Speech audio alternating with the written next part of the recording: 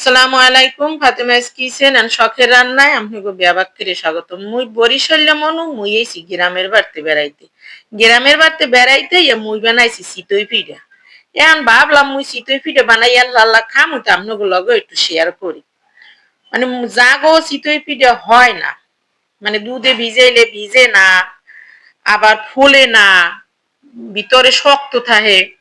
হেরা যদি মোর এই চিতই পিঠা ফলো রে বানান, মন নাহান বানান, তাহলে হ্যাঁ গো চিতই পিঠা কালে 100% বেজবেও ফলবেও, মানে একেবারে 100% হইবে।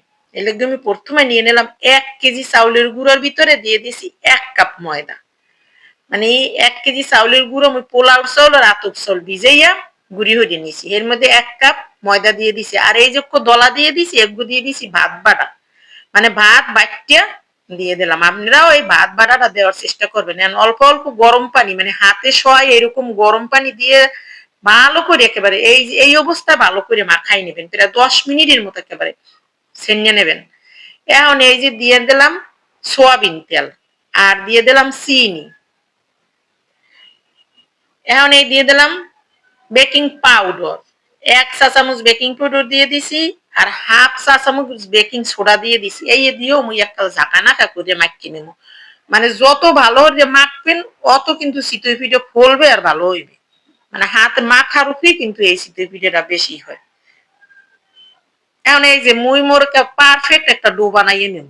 এই যে দেখেন এই পারফেক্ট এই গোলাটা এইরকম হইবে। এই দেখেন, মানে গোলাটা একেবারেও পাতলা হইবে না, একেবারেই হইবে না। এই যে গোলাটা আপনারা চামচ দিয়ে ছাড়লে ওই যে বুদবুদি উঠবে, মানে বুদবুদিটা একেবারে স্পষ্ট উঠবে। ওই যে দেখেন স্পষ্ট উঠলেই বুঝবেন আপনাকে গোলাপ একটা লইয়ে গেছে। মুই এগুলো একটু বাড়ির মধ্যে নিয়ে নিলাম একটু পানি আর নুন, এখন এই গুলিয়ে নিলাম ভালো করে। এই যে আর এদিকে মুই দুধ জাল দিয়ে রাখছি 4 কেজি দুধ মুই 3 কেজি বানাইয়ে রাখছি। এখন দিয়ে দিলাম 4 টেবিল চামচ গুঁড়ো দুধ। এখন মুই আর এক যা মানে একটু বলো কুড়াই নেব। আর দিয়ে দিলাম গরম মশলা ছাল আর এলাচি দিয়া, এখন মুই আর একটু জাল দিয়ে একেবারে বলো কুড়াই নেব এই দুধ। আপনারা যে যেখান থেকে মোর এই ভিডিও গুলো দেখেন, সবাই মোর ইউটিউব চ্যানেল থেকে যারা দেখেন সবাই ইউটিউব চ্যানেল সাবস্ক্রাইব করবেন, আর যারা ফেসবুক পেজ থেকে দেখতেছেন আপনারাও সবাই মোর পেজটারে ফলো করবেন। বেশি বেশি করে লাইক দেবেন, কমেন্ট করবেন, আর শেয়ারও করবেন। আপনাদের সাপোর্টই মুই আগুইয়ে যাব, আর নিত্য নতুন নতুন ভিডিও লইয়া আমি আপনাদের সামনে আম। এই যে মুই আর মাটির চুলয়, আবার মাটির হাঁস, মানে এটার কামড় কয় হাঁস, এই হাঁসের ভিতরে এই যে বিরাজ করে হেপের এই যে পিঠের গোলা দিছি। এখন দেন পিঠে কি সুন্দর হইছে।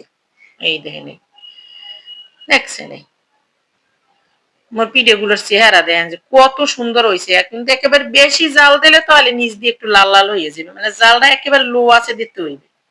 এই যে আবার ওই যে কলা গাছের ডোগা দিয়া এই যে মুই এই পানি আর নুন এই ব্রাশ করে দিয়া এই যে মুই গোলা দিয়ে দিলাম। আর নুন আর পানি যদি হাজের উপরে দেন তাহলে পিঠাটা একেবারে সুন্দর মতো উঠতে হইবে। আর ওই যে পিঠার নিচটাও একটু সাদা থাকবে, পুড়িয়ে লাল হইবে না। এই যে দেখেন মোর পিঠা গুলো কি সুন্দর ফলছে, কি ডহের পিঠে হয়েছে দেখছেন। আপনারা আমার রেসিপি ফলো করে যদি আপনারাও পিঠে বানান, আপনাকে পিঠাও এককালে এরকম ডহের ডহের পিঠে হইবে। দেখছেন কি সুন্দর পিঠা, নিচ উপরে নাই আর কিছু না, একালে 100% নো ফেল। আমার রেসিপি ফলো করে যদি আপনারা পিঠে বানান একটা নো ফেল। এই দেখেন এদিকে এই যে দুধ, এখন এই যে দিয়ে নিলাম খাজুর মিঠা, মানে খেজুরের গুড়। ওরা ওই যে খেজুরের মিঠা দিলাম। আপনারা গুড় দিতে পারেন, যা দেন আপনারা, মিঠা দেন বা গুড় দেন। খেজুরের গুড় মিঠে দিয়ে এই চিতই পিঠাটা ভালো লাগে। এখন আমি এই যে আমার স্বাদ মতো আমি গুড় দিয়ে নিলাম। এখন এই যে পিঠেগুলো দেন কত সুন্দর হয়েছে। পিঠেগুলো এখন আমি এই রসের মধ্যে ছাড়িয়ে দেবো। এই ধান এই সাইডে দিছি, মুই ডাকনা দিয়ে ডাকিয়ে থুমুক, কান একেবারে মানে বিকেল হয়ে গেছে। কালকে সকালে আল্লাহ বাঁচালে আপনি ঘুরে আমি দেখাবো। এই যে ধান সকাল হয়ে গেছে, এই যে মোর পিঠে ধান কত সুন্দর রসে একেবারে টই টুম্বুর হয়েছে। এই ধান বীজ একেবারে রসে টই টুম্বুর হয়ে গেছে। এই দেখেন ভোরের সূর্য অল্প অল্প উঠছে কেবল। এই যে মুই পিঠের পাইলক একটু বাইরে নামাই আপনি ঘুরে দেখাইলাম, সূর্যটা হালকা হালকা পড়ছে। এখন দেখেন মোট পিঠা গুলো কত সুন্দর হয়েছে, দেখতেও যেভাবে সুন্দর হয়েছে, খাইতে কিন্তু একটা জম্মের মজা হয়েছে। মোর এই পিঠার মধ্যে একটা রস ঢুক একটা টইটুম্বুর হয়েছে। এই যে দেখেন আমার রেসিপি ফলো করে আপনারা যদি বাসায় একবার এই পিঠা বানান তাহলে দেখবেন যে পিঠাগুলো যেমনি ফুলবে এমনি ভিজাইলে নরম হইবে আর ভিতরে রস ঢুকবে। এই ধ্যান জালি জেলি পিঠা। আল্লাহ হাফেজ।